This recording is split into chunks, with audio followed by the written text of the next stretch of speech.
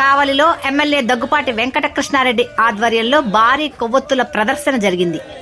ఈ ర్యాలీలో భారీ ఎత్తున కావలి ప్రజానీకం, అధికారులు, ప్రజా ప్రతినిధులు పాల్గొన్నారు. బ్రిడ్జి సెంటర్ నుంచి కావలి ఐకానిక్ పాయింట్ వరకు కొవ్వొత్తుల ప్రదర్శన నిర్వహించారు. 100 అడుగుల జాతీయ జెండా వద్ద కొవ్వొత్తులు వెలిగించి ఘన నివాళులు అర్పించారు. ఉగ్రవాద ఘటనలో మృతులకు ఘన నివాళులు అర్పించారు. మృతుల కుటుంబాలకు ఎమ్మెల్యే కృష్ణారెడ్డి సానుభూతి తెలిపారు. ఉగ్రవాద మూకలని ఏరిపారేయాలని కేంద్ర ప్రభుత్వాన్ని ఎమ్మెల్యే కావ్య కృష్ణారెడ్డి కోరారు. వాళ్ళ డబ్బుతో సాయం చేయబల్ల మేమున్నామని ధైర్యం ఇవ్వాలి. ఆ బిడ్డకి మేము చూపించిన ప్రొఫెషన్ ఈరోజు ఆ తల్లి దగ్గరకు పోతే భర్త చనిపోయినటువంటి దానికంటే కూడా నా భర్తను గౌరవంగా సాగనింపిన కావలికి ఆ పిల్ల చెల్లెడు చేస్తే నిజంగా నేను ఆనందించాను. అది మనకు కావాలి, అలా ఉండాలి మనకు కావాలి. బ్రహ్మం గారు చెప్పింది కనకపడ్డం అంటే డబ్బు కాదు, కీర్తితో ఉన్నటువంటి కావలి కావాలి, త్యాగాలకు ప్రతీకగా కావలి ఉండాలి. అప్పుడే కావలి కనకపడ్డాం.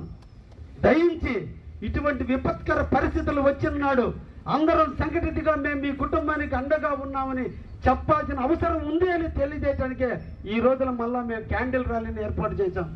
ఇక్కడికి వచ్చిన అందరికీ కూడా ధన్యవాదాలు తెలియజేస్తున్నా. మనందరం మనుషులం, మనందరం భారతీయులం.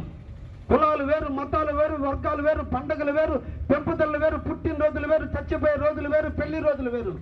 కానీ అందరం కలిసిమెలిసి ఉంటున్నాం.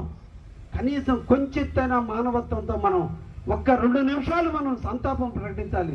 2 నిమిషాలు ఆ కుటుంబానికి మేము అండగా ఉన్నాం ధైర్యం చెప్పాలి.